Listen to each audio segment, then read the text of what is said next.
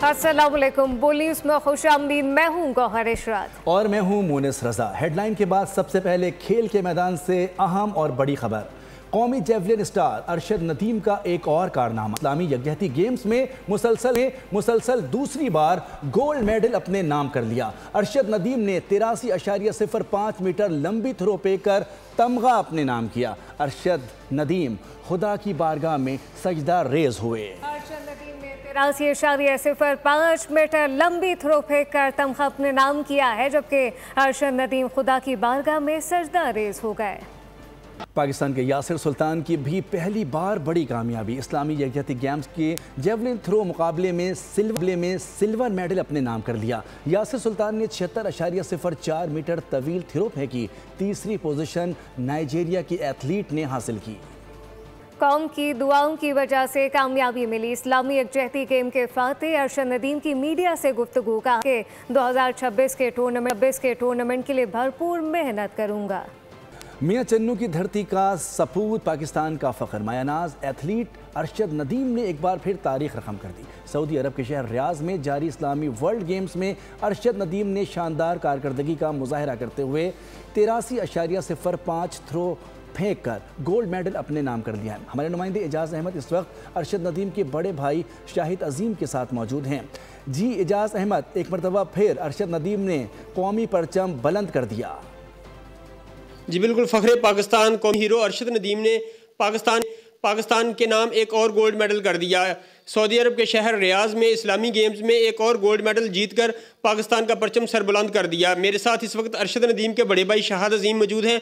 आइए उनसे जानते हैं कि अरशद नदीम की जीत पर उनके क्या तासरात हैं। अस्सलाम वालेकुम। सबसे पहले मैं अल्लाह ताला का शुक्र अदा करता हूँ, उसके बाद पूरे मुल्क का जिन्होंने अरशद भाई के लिए दुआ की और अरशद भाई ने एक बहुत अच्छी थ्रो करके पाकिस्तान का नाम रोशन किया, बल्कि गोल्ड मेडल जीता। और हमें अपने भाई पे फ़ख्र है, ये हमारा नहीं पूरे मुल्क का भाई है। तो मैं पूरे मुल्क से दुआ की अपील करता हूँ कि अरशद भाई के लिए दुआ करें ताकि वो अपनी इंजरी को बहाल रख सके। इंशाल्लाह आने वाले मुकाबलों में भी अच्छी थ्रो करे, पाकिस्तान के लिए मेडल ले। पहले भी अरशद भाई ने 9 पाकिस्तान के लिए मेडल लाए हैं, अब ये 10 हो चुके हैं। हम आगे भी ख्वाहिश रखते हैं कि इसी तरह अल्लाह ताला उसको सेहत देता रहे और वो ज़्यादा से ज़्यादा पाकिस्तान के लिए मेडल लेके आए। जब सऊदी अरब बहुत शुक्रिया, एजाज़ अहमद अपडेट कर रहे थे। अरशद नदीम माजी में कई मौके पर अपनी कारकर्दगी से पाकिस्तान का नाम रोशन कर चुके हैं। चैंपियन परफॉर्मर, वर्ल्ड एथलेट में सिल्वर और ओलंपिक गेम में गोल्ड मेडल जीत चुके। इसके अलावा स्पोर्ट के मुताबिक इवेंट में उनकी बेशुमार फतूहात हैं। उन्होंने अपनी नाकाबिले फ़ख्र परफॉर्मेंस से दुनिया के खेल में सबसे लाली परचम कहाँ कहाँ बुलंद किए, आपको इस रिपोर्ट में बताते हैं। फ़ख्र कौम अरशद नदीम के कारनामे अनगिनत, हासिल करदा एहसासात बेशुमार, मद्दाह और सपोर्टर्स की तादाद लामहदूद। फतूहात के सफ़र पर रवाना होने के बाद फर्जंदे पाकिस्तान ने पलट कर नहीं देखा। फरवरी 2016 अरशद नदीम ने गुवाहाटी भारत में होने वाले जनूबी एशिया खेलों में कांसी का तमगा जीता। दिसंबर 2019 में 13वें साउथ एशियन गेम्स में गोल्ड मेडल जीते। 2022 के दौलत मुश्तरका खेलों में पाकिस्तान के लिए गोल्ड मेडल जीता। ये 1962 के बाद कॉमनवेल्थ गेम्स एथलेटिक्स इवेंट में पाकिस्तान का पहला गोल्ड मेडल था। 2021 के इस्लामी यकजहती गेम्स में पाकिस्तान के लिए गोल्ड मेडल जीता। नदीम ने 2023 की आलमी एथलेटिक्स चैंपियनशिप में चांदी का तमगा जीता था। 2024 के पेरिस ओलंपिक्स में अरशद नदीम ने ओलंपिक गोल्ड मेडल जीतने वाले पहले पाकिस्तानी बनकर तारीख रकम की। 2025 के एशियन एथलेटिक्स चैंपियनशिप में गोल्ड मेडल का हुसूल करके अरशद नदीम ने तलाई तमगा जीता। और दीगर खबरें शामिल करते हुए आपको बताएंगे सिक्योरिटी फोर्सेज का भारतीय हिमायत याफ्ता खवारिज के खिलाफ भरपूर एक्शन। खैबर पख्तूनख्वा के मुख्तलिफ इलाकों में कार्रवाइयाँ करते हुए 4 खवारिज को जहन्नुम वासिल कर दिया। दहशतगर्दों के कब्जे से बड़ी तादाद में असलहा और गोला बारूद भी बरामद कर लिया गया। सिक्योरिटी फोर्सेस की केपी में बड़ी कार्रवाइयाँ, फितनाल खवारिज के 4 दहशतगर्द जहन्नुम वासिल। ISPR के मुताबिक बाजोड़ में इंटेलिजेंस बेस्ड ऑपरेशन में 1 खारजी मारा गया। स्पिनवाम और जाकिर खेल में 2 खारजी हलाक हो गए। डेरा इस्माइल खान में भी 1 खारजी मारा गया। मारे गए दहशतगर्दों से असलहा और गोला बारूद बरामद कर लिया गया। पाकिस्तान ने भारत के लिए फ़िज़ाई हुदूद की बंदिश में 23 दिसंबर तक के लिए तौसी कर दी है। पाकिस्तान एयरपोर्ट अथॉरिटी का नया नोटम जारी कर दिया गया। पाकिस्तानी फ़िज़ाई हुदूद की बंदिश से भारतीय एयरलाइन को अरबों रुपए का नुकसान होगा। भारतीय कौमी एयरलाइन शदीद बहरान की जद में है, जबकि एयर इंडिया ने सरकार से 4,000 करोड़ रुपए की सब्सिडी मांग ली। पायलट की हड़तालें, गंदा केबिन, खराब खाना, एयर इंडिया की हालत बर्बाद हो चुकी है। शाइनिंग इंडिया का दावा हवा हो गया। भारतीय हुकूमत का गुड गवर्नेंस बयानिया एयर इंडिया ने बेनकाब कर दिया। ईरान के साथ जल्द मुआहिदा हो सकता है। अमेरिकी सदर डोनाल्ड ट्रंप ने बड़ी खबर दे दी। यूएस सऊदी इन्वेस्टमेंट फोरम से खिताब में ट्रंप ने कहा कि सऊदी अरब अमेरिका के दरमियान तारीखी शराकत दारी की बुनियाद रखी। बाइडन तो सारा दिन सोते रहते थे, मईशत का बेड़ा गर्क करके रख दिया। सऊदी वली अहद मोहम्मद बिन सलमान ने कहा कि अमेरिका के साथ तारीखी शराकत दारी की बुनियाद रख दी है, इसको मज़ीद आगे लेकर जाएंगे। वज़ीर आला बलूचिस्तान सरफराज भुट्टी को हटाने का फैसला हो गया। हुक्मरान जमात के सेनेटर दोस्तिन डोमकी ने बड़ा इंकशाफ कर दिया। कहा कि पीपल्स पार्टी से ही नया वज़ीर आला बनाया जाएगा। सरफराज भुट्टी की कारकर्दगी से पीपल्स पार्टी के अपने MPs नाला हैं। पीपल्स पार्टी और मुस्लिम लीग नून के दरमियान बलूचिस्तान में वज़ारत आला से मुतालिक 2.5 साल का मुआहदा हुआ है।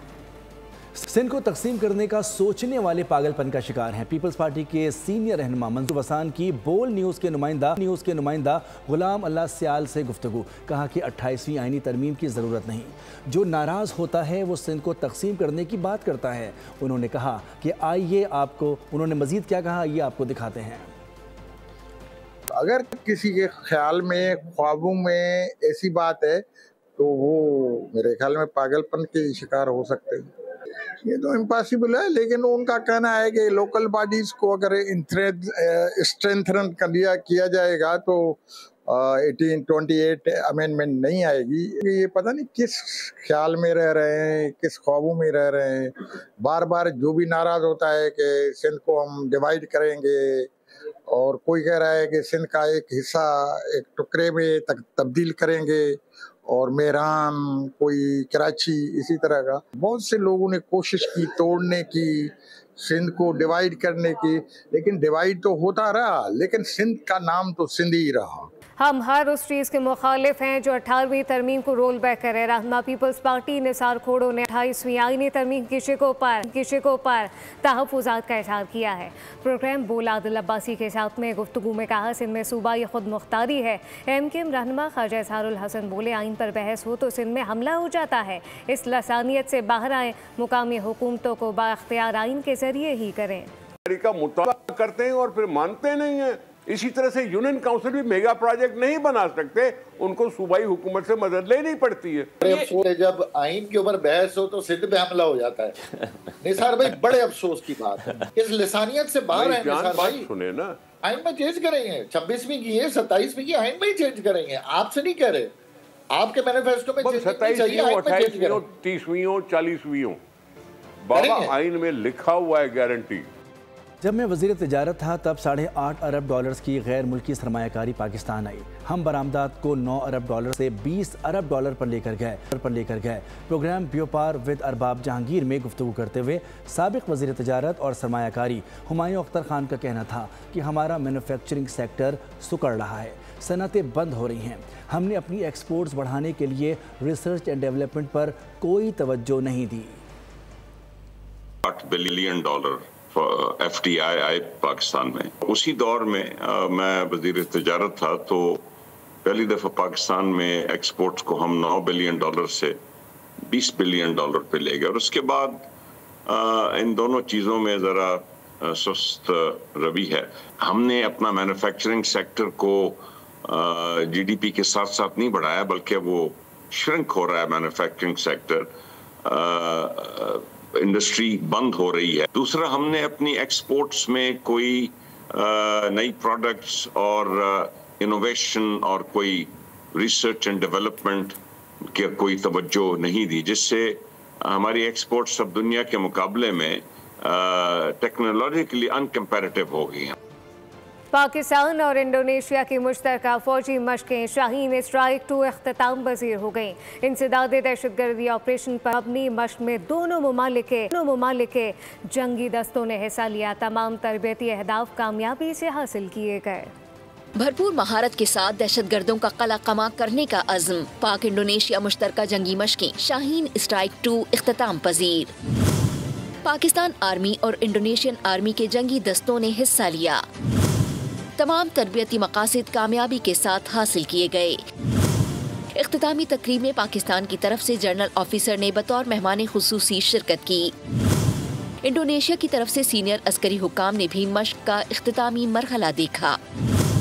दोनों ममालिक की अफवाज का पेशा वराना महारत और शानदार अमली कारकर्दगी का मुजाहिरा। ISPR के मुताबिक मुश्तरका मशकों में दहशतगर्दी के खिलाफ ऑपरेशनल तरीक़ेकार की बेहतरी, खास तौर पर शहरी इलाकों में ऑपरेशंस और IED से निमटने की तरबियत पर खुसूसी तवज्जो दी गई। न्यूज़ बुलेटिन से फिलवक्त इतना ही। किसी भी खबर की तफसील के लिए आप विजिट कर सकते हैं हमारी वेबसाइट bolnews.com। देखते रहिए बोल न्यूज़।